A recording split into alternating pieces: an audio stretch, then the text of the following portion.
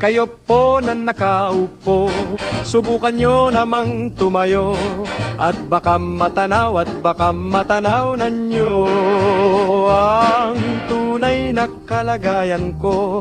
Ganito kasi yan eh, tao po nandyan po ba kayo sa loob ng malaming bahay at malawak na bakuran?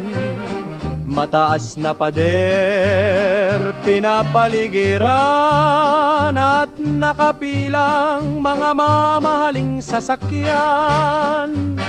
Mga bantay na laging bulong ang bulong. Wala namang kasal pero marami ang nakabarong.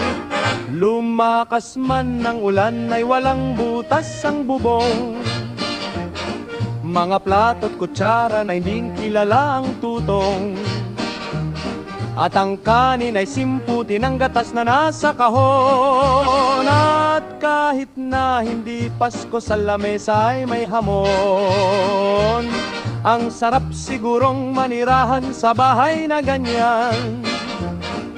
Sabi pa nila ay dito mo rin matatagpuan ang tao na nagmamayari ng isang upuan, na pag may pagkakatao'y pinagagawan. Kaya naman hindi niya pinakakawalan. Kung makikita ko lamang siya ay aking sisigawan. Kayo po na nakaupo, subukan nyo namang tumayo, at baka matanaw na nyo ang tunay na kalagayan ko. mawalang galang na po sa taong nakaupo. Alam nyo bang pantakal ng bigas namin ay di puno? Ang dingding ng bahay namin ay pinagtagpi-tagbing yero.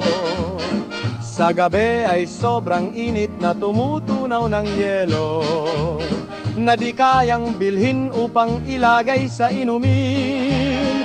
Pinakulong tubig sa lumang takuring uling-uling.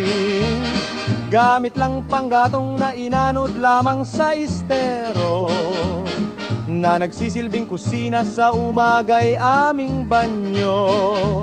Ang aking inay na may kayamanan isang kaldero, na nagagamit lang pag ang aking ama ay sumweldo.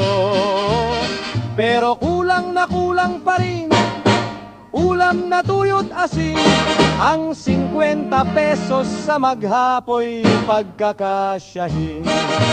Di ko alam kung talagang maraming harang, o mataas lang ang bakod, o nagbubulag-bulagan lamang po kayo. Kahit sa dami ng pera nyo, walang doktor na makapagpapalinaw ng mata nyo. Kaya huwag kang masyadong halata. Bato-bato sa langit, ang matama ay huwag magalit. o bato-bato-bato sa langit, ang matamaan ay huwag masyadong halata. Hey, hey. Huwag kang masyadong